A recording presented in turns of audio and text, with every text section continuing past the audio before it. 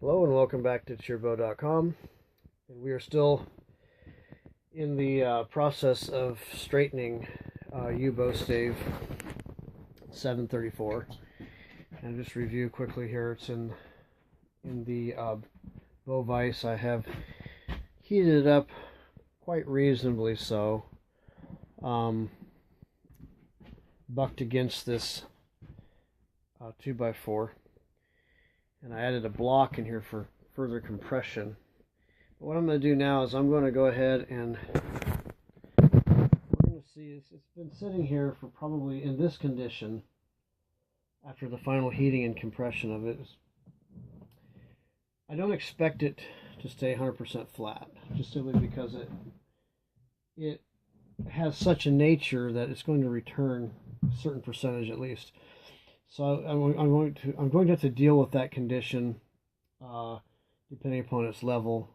So we will obviously go the other way. We'll flip this stick upside down on the opposite way since it's now more manageable and try to get it to have a slight backset. So we shall see now. We're going to remove these clamps. Watch the show. We'll see how much it comes up, how much it raises. I'm kind of curious. It's always kind of like a little drum roll, you know, and raises my curiosity as it does this.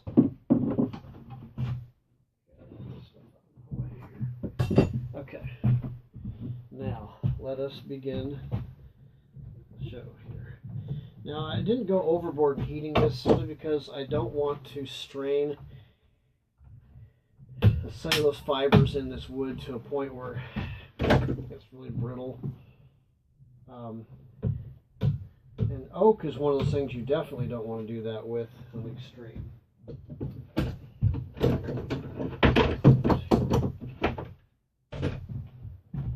But yew is a little more pliable than, not quite as, doesn't have the brittleness of stuff like oak. I have done a lot of heating and bending of oak, and I've had to learn where to stop because you can cook the fibers in oak very quickly compared to even more other woods. Hickory is pretty reliable in a sense. But it looks like I actually was able to get this to level out even on the end. See, before it wasn't so, but it's still going to tell us a story. The real heavy, thick load is right here in the center. The transfer is in this range here. Yes, there was some extending out there, and yes, I did address those. But this is where things are at. We're going to see what the return is on this. There's going to be some.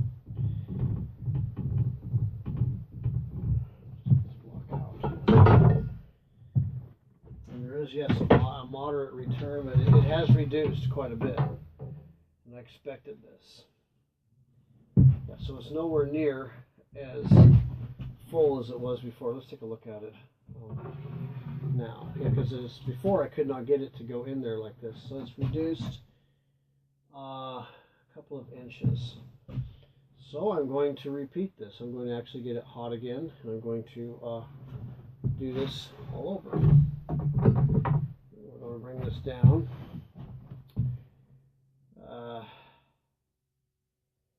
Maybe I will flip it over. Let's see what it does. I could sandwich that thing, but maybe I will do it this way.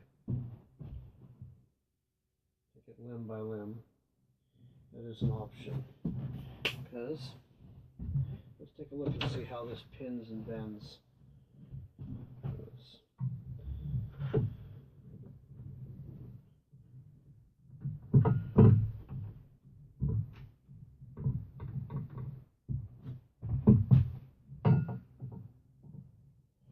Put something in the center there. Maybe a thin block. It doesn't even have to be a 3-4. Just something to raise it up a little bit.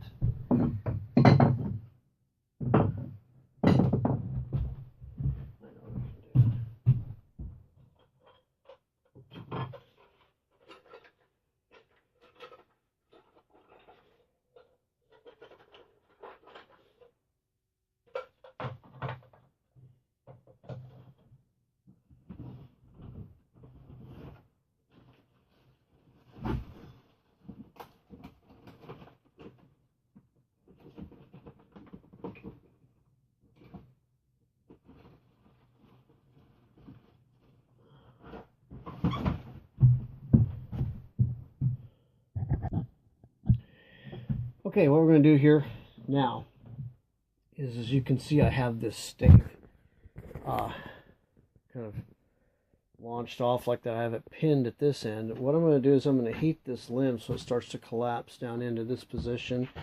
I have a little block there in the middle, which is going to rest right on the very center mark of the stave, to act as a fulcrum to create a moderate backset. You don't need a lot. 1/2 inch to 3/4 is plenty usually. We're going to see how well this does. So I believe this limb should collapse and lay down. We can pin it down here, and it then should. I will leave it like that for a while. But I believe the heat motion in this position has a pretty good shot at reducing, or at least lowering that limb down. We'll see how it goes from there. We'll see if we can make that thing fall. Get it down a little bit with some heat.